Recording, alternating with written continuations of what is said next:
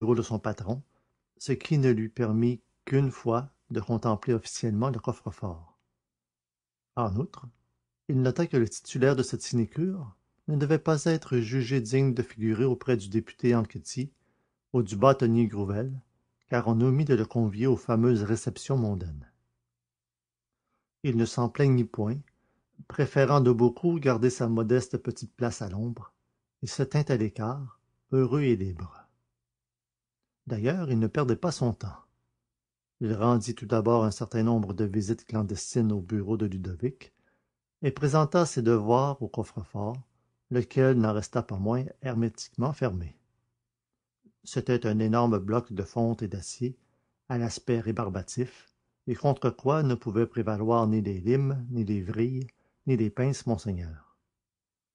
Arsène Lupin n'était pas entêté, Où la force échoue, la ruse réussit. se dit-il. L'essentiel est d'avoir un œil et une oreille dans la place. Il prit donc les mesures nécessaires, et après de minutieux et pénibles sondages à travers le parquet de sa chambre, il introduisit le tuyau de plomb qui aboutissait au plafond du bureau entre deux moulures de la corniche. Par ce tuyau, tube acoustique et lunettes d'approche, il espérait voir et entendre. Dès lors, il vécut à plat ventre sur son parquet.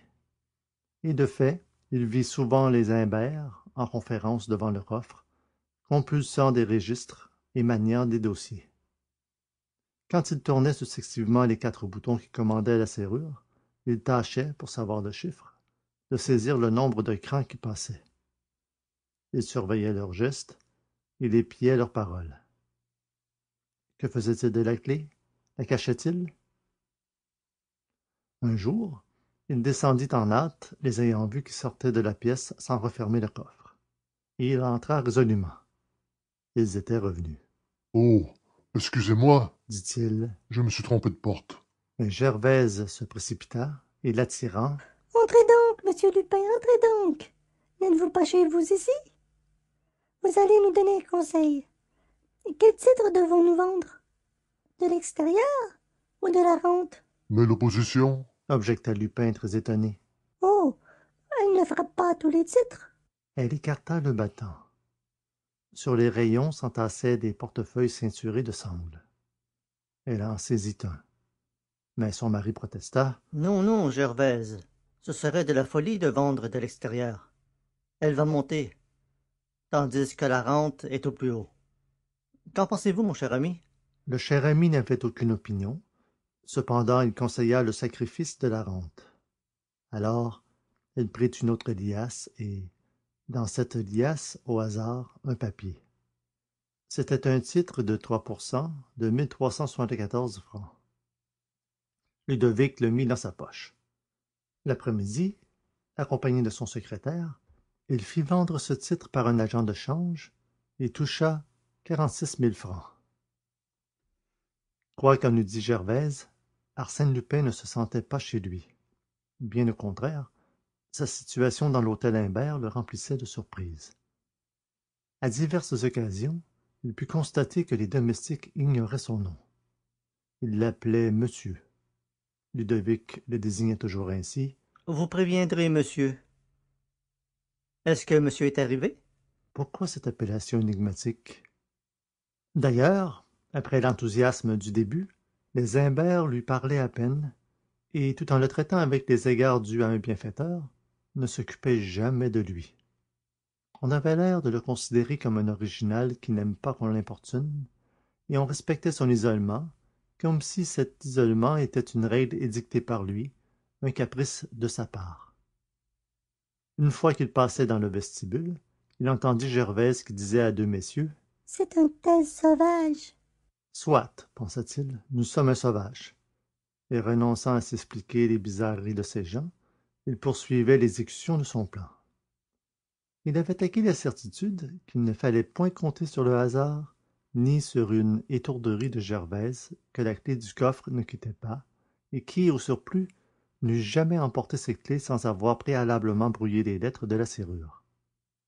Ainsi donc, il devait agir. Un événement précipita les choses, la violente campagne menée contre les Imbert par certains journaux. On les accusait d'escroquerie. Arsène Lupin assista aux péripéties du drame, aux agitations du ménage, et il comprit qu'en tardant davantage, il allait tout perdre. 5 jours de suite, au lieu de partir vers 6 heures comme il en avait l'habitude, il s'enferma dans sa chambre. On le supposait sorti.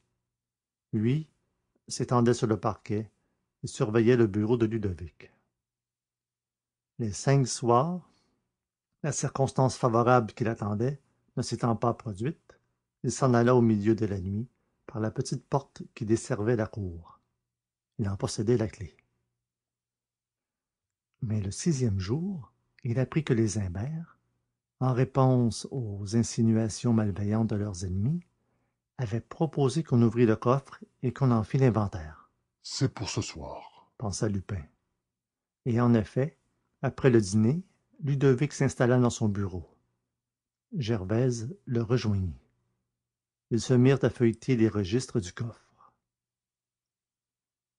1 heure s'écoula, puis une autre heure. Il entendit les domestiques qui se couchaient. Maintenant, il n'y avait plus personne au premier étage. Minuit. Les Imbert continuaient leur besogne. Allons-y. Murmura Lupin. Il ouvrit sa fenêtre. Elle donnait sur la cour et l'espace, par la nuit, sans lune et sans étoiles, était obscur. Il tira de son armoire une corde à nœuds qu'il assujettit à la rampe du balcon, enjamba et se laissa glisser doucement, en s'aidant d'une gouttière jusqu'à la fenêtre située au-dessous de la sienne.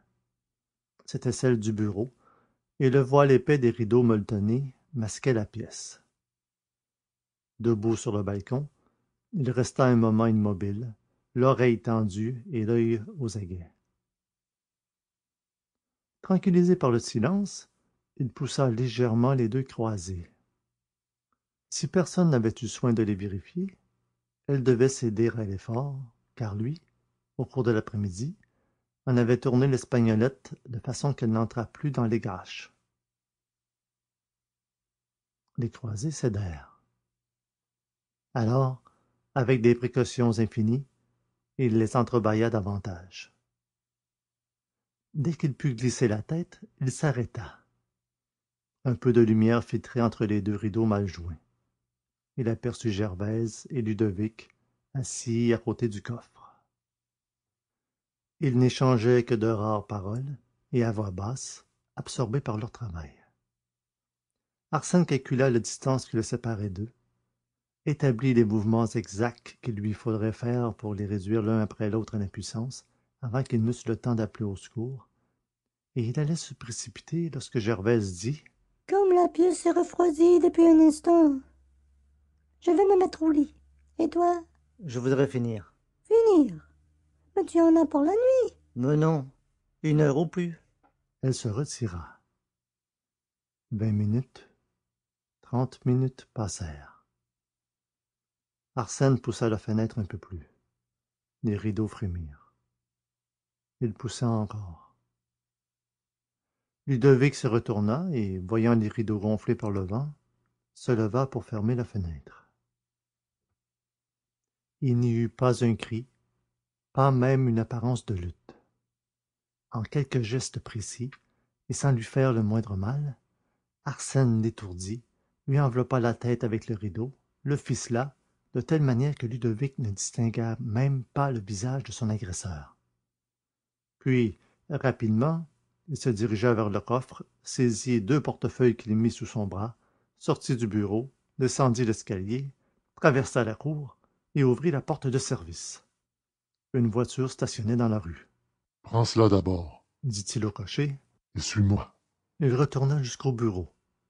En 2 voyages, ils vidèrent le coffre. Puis Arsène monta dans sa chambre, enleva la corde, effaça toute trace de son passage. C'était fini. Quelques heures après, Arsène Lupin, aidé de son compagnon, opéra le dépouillement des portefeuilles. Il n'éprouva aucune déception, l'ayant prévu, à constater que la fortune des Imbert n'avait pas l'importance qu'on lui attribuait. Les millions ne se comptaient pas par centaines, ni même par dizaines. Mais enfin,